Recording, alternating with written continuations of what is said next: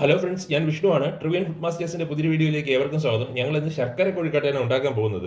അപ്പോൾ നമുക്ക് നേരെ വീഡിയോയിലേക്ക് പോകാം. അപ്പോൾ അതിനായിട്ട് നമ്മൾ 2.5 കപ്പ് അരിമാവാണ് എടുത്തിട്ടുള്ളത്.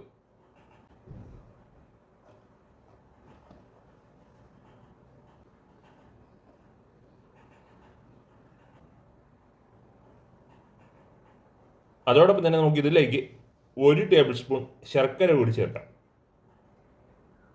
അപ്പോൾ നമുക്ക് ഇത് ആദ്യം ഒന്ന് മിക്സ് ചെയ്തെടുക്കാം.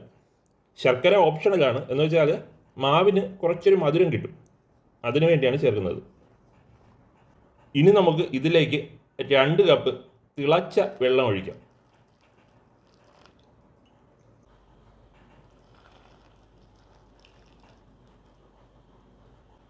ഇനി നമുക്ക് ഒരു ചെറിയ തവി വെച്ചിട്ട് ഇതിനെ ഒന്ന് നന്നായിട്ടൊന്ന് ഇളക്കി യോജിപ്പിക്കാം. ഈ സമയത്ത് കൈ കൊണ്ട് വെച്ചാൽ കൈ നന്നായിട്ട് പൊള്ളും.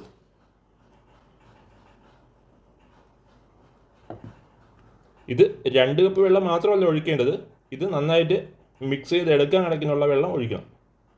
നമ്മൾ ആദ്യം 2 കപ്പ് ഒഴിച്ചതേ ഉള്ളൂ. ഇനി നമുക്ക് ഇതിലേക്ക് മൂന്നാമത് 1 കപ്പ് വെള്ളം കൂടി ഒഴിക്കാം. അതായത് നമ്മൾ മാവ് അളന്നെടുത്ത അതേ കപ്പ് തന്നെയാണ് ഇത്. നന്നായിട്ട് മിക്സ് ചെയ്തെടുക്കാം. തിളച്ച വെള്ളത്തിലാണ് മാവ് കുഴയ്ക്കുന്നതെങ്കിൽ കൊഴുക്കട്ട നല്ല സോഫ്റ്റ് ആയിരിക്കും.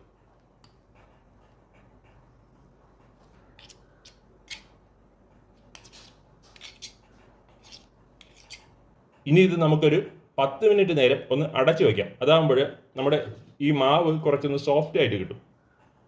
ഇനി ഇതിലേക്ക് കുറച്ച് വെളിച്ചെണ്ണ ഒഴിക്കാം. ഏകദേശം 1 ടേബിൾ സ്പൂൺ അളവിൽ. കുറച്ച് കയ്യിലും കൂടി കുറച്ച് വെളിച്ചെണ്ണ ഒഴിക്കാം. എന്നുവെച്ചാൽ മാവ് മാക്സിമം കയ്യിൽ ഒട്ടി പിടിക്കാതിരിക്കാനാണ് കയ്യിൽ കുറച്ച് വെളിച്ചെണ്ണ ആക്കുന്നത്. ഇനി ഇത് നന്നായിട്ട് മിക്സ് ചെയ്യണം.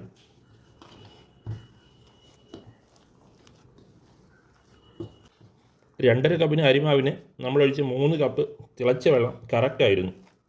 എങ്കിലും ഓരോ മാവിനും ഓരോ വ്യത്യാസം കാണും. അപ്പോൾ അത് അറിഞ്ഞ് കുറേശ്ശെ ഒഴിക്കണം.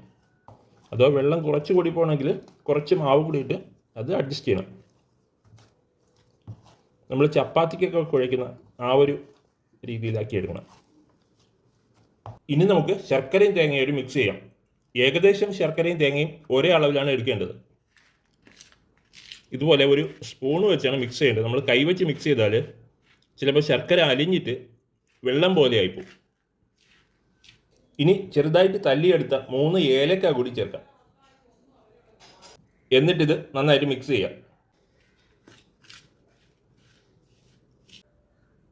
അപ്പോൾ കൊഴുക്കട്ട ഉരുട്ടിയെടുക്കുന്ന സമയത്ത് കുറച്ച് വെളിച്ചെണ്ണ ഒന്ന് സൈഡിൽ വച്ചേക്കണം. എന്ന് വെച്ചാൽ കയ്യിൽ മാവ് ഒട്ടാതിരിക്കാനാണ് അങ്ങനെ ചെയ്യുന്നത്.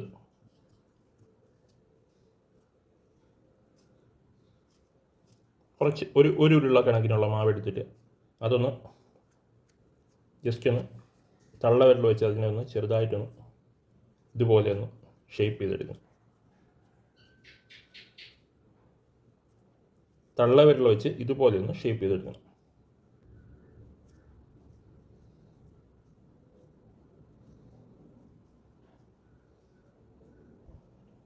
ഇനി 1 സ്പൂൺ തേങ്ങ ശർക്കര മിക്സും കൂടി ഇതിലേക്ക് ചേർത്ത് വച്ചിട്ട് 1 സ്പൂണോ 1.5 സ്പൂണോ, അതിന് അളവില്ല, നമ്മൾക്ക് നമ്മുടെ കയ്യിലുള്ള അതുപോലെ ഇരിക്കും.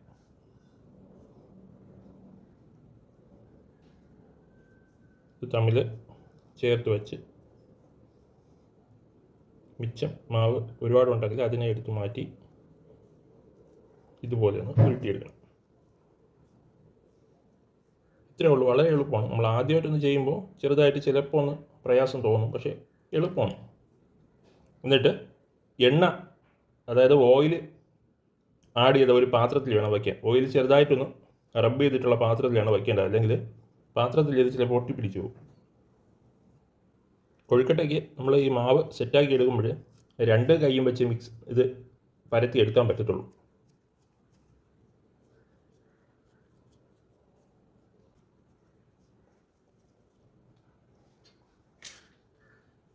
കുറച്ച് ശർക്കര തേങ്ങ മിക്സ് വെച്ച്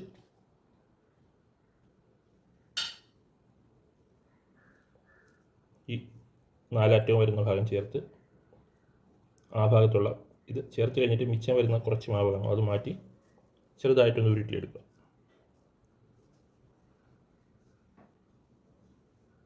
ഇതിൽ പ്രധാനമായിട്ട് നോക്കേണ്ടത് കൊഴുക്കട്ടയുടെ മാവിൻ്റെ പുറത്തേക്ക് ശർക്കര വരാതെ നോക്കണം, അത് മാത്രമേ ഉള്ളൂ.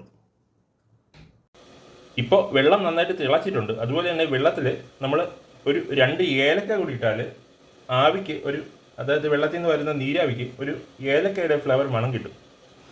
അപ്പോൾ നമുക്ക് ഇഡ്ഡലി പാത്രത്തിൽ ഈ ഒരു അളവിൽ വെള്ളം എടുത്തിട്ട് ഇഡ്ഡലി തട്ടിൽ കുറച്ച് എണ്ണയൊന്ന് ജസ്റ്റ് ഒന്ന് ലേപനം ചെയ്തിട്ട് നമുക്ക് ഈ കൊഴുക്കട്ട അതിലേക്ക് എടുത്ത് വയ്ക്കാം. ഇല്ലാന്നുണ്ടെങ്കിൽ ഇഡ്ഡലി തട്ടിൽ കൊഴുക്കട്ട ഒട്ടാനായിട്ടുള്ള ചാൻസ് ഉണ്ട്.